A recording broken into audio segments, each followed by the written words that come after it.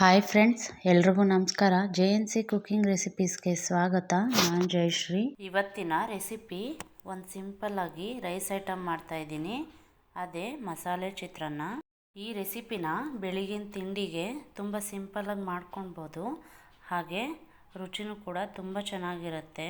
ಇದಕ್ಕೆ ಬೇಕಾಗಿರುವ ಸಾಮಗ್ರಿಗಳು: 1 ಕಪ್ ತೆಂಗಿನಕಾಯಿ ತುರಿ, ಅರ್ಧ ಕಪ್ ಕಡಲೆಕಾಯಿ ಬೀಜ, 1/4 ಕಪ್ ಗೋಡಂಬಿ, 1 ಸ್ಪೂನ್ ಕಡಲೆಬೇಳೆ, 1 ಸ್ಪೂನ್ ಉದ್ದಿನಬೇಳೆ, 10 ಅಥವಾ 12 ಎಸಳು ಬೆಳ್ಳುಳ್ಳಿ, 6 ಹಸಿಮೆಣಸಿನ್ಕಾಯಿ, 1 ಸ್ಪೂನ್ ಸಾಸಿವೆ, 4 ಸ್ಪೂನ್ ಅಡುಗೆ ಎಣ್ಣೆ, ಸ್ವಲ್ಪ ಹಿಂಗು, ಅರ್ಧ ಹಿಡಿ ಕೊತ್ತಂಬರಿ ಸೊಪ್ಪು, ಸ್ವಲ್ಪ ಕರಿಬೇವು, ಅನ್ನ, ರುಚಿಗೆ ತಕ್ಕಷ್ಟು ಉಪ್ಪು. ಫಸ್ಟು ಒಂದು ಮಸಾಲೆ ರುಬ್ಕೊಳ್ಬೇಕು.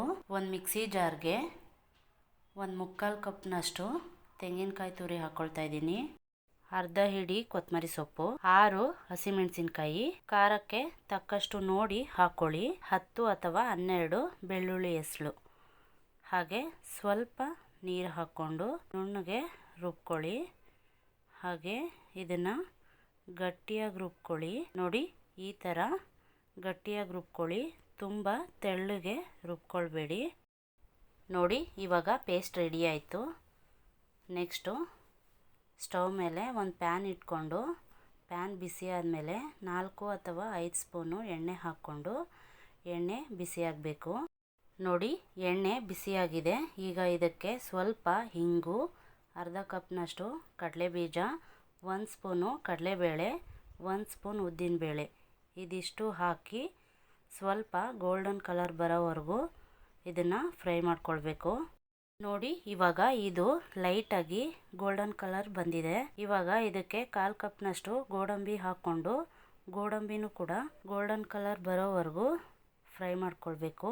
ನೆಕ್ಸ್ಟ್ ಇದಕ್ಕೆ ಸ್ವಲ್ಪ ಕರಿಬೇವು ಹಾಕ್ಕೊಂಡು ಫ್ರೈ ಮಾಡಿಕೊಂಡು, ನೆಕ್ಸ್ಟ್ ಇದಕ್ಕೆ ರುಬ್ಬಿಟ್ಕೊಂಡಿರೋ ಮಸಾಲೆ ಹಾಕ್ಕೊಂಡು ಹಸಿ ವಾಸನೆ ಹೋಗೋವರೆಗೂ ಸ್ವಲ್ಪ ಫ್ರೈ ಮಾಡ್ಕೊಳ್ಬೇಕು. ನೆಕ್ಸ್ಟು ರುಚಿಗೆ ತಕ್ಕಷ್ಟು ಉಪ್ಪು ಹಾಕ್ಕೊಂಡು ಸ್ವಲ್ಪ ಫ್ರೈ ಮಾಡ್ಕೊಳ್ಳಿ. ಈ ಮಸಾಲೆನ ಈಗ ಮೊದಲೇ ಮಾಡಿಟ್ಕೊಂಡಿರೋ ಅನ್ನಕ್ಕೆ ಹಾಕ್ಕೊಂಡು, ಹಾಗೆ 1/4 ಕಪ್ನಷ್ಟು ತೆಂಗಿನ ತುರಿ ಇಟ್ಕೊಂಡಿದ್ವಲ್ಲ ಅದನ್ನು ಹಾಕ್ಕೊಂಡು, ಕೊನೆಯಲ್ಲಿ ಕಟ್ ಮಾಡ್ಕೊಂಡಿರೋ ಕೊತ್ತಂಬರಿ ಸೊಪ್ಪು ಹಾಕ್ಕೊಂಡು ಚೆನ್ನಾಗಿ ಒಂದ್ಸಲ ಮಿಕ್ಸ್ ಮಾಡಿಕೊಂಡ್ರೆ ರುಚಿಯಾದ ಮಸಾಲೆ ಚಿತ್ರಾನ್ನ ರೆಡಿ ಆಯಿತು.